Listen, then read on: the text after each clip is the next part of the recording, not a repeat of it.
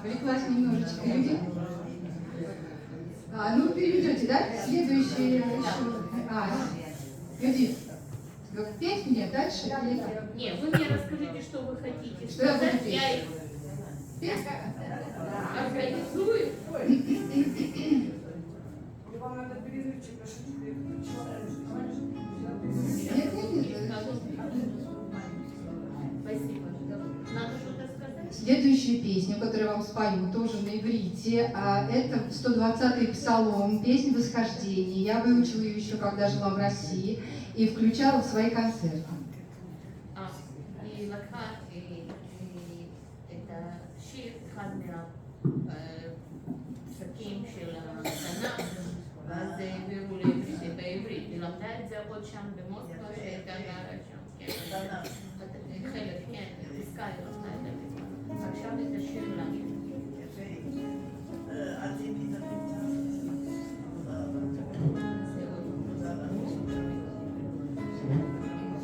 שיר למעלות, אשא עיני אל ההרים, מאין יבוא עזרי, עזרי מעם השם, עושה שמיים וארץ, אל ייתן למות רגליך, אל ינום שומרך, כי אלו ינום ולא יישן, שומר ישראל, השם שומרך, השם צילך, על יד ימינך.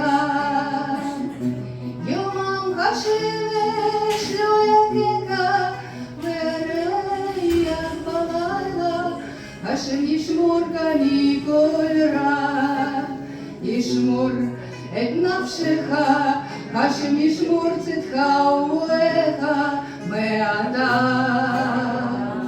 ועד עולם. שיר למעלות, אשא עיני אל ההרים, מאין יבוא עזרי, עזרי מעם השם,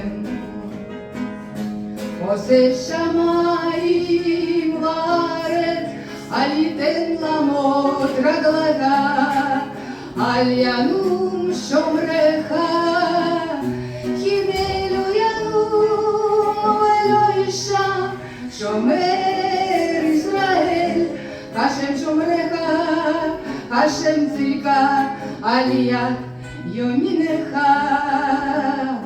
יומם כשמש לא יככה, וירח בלילה, השם ישמורך מכל רע, ישמור את נפשך, השם ישמור צאתך ובואך, מעתה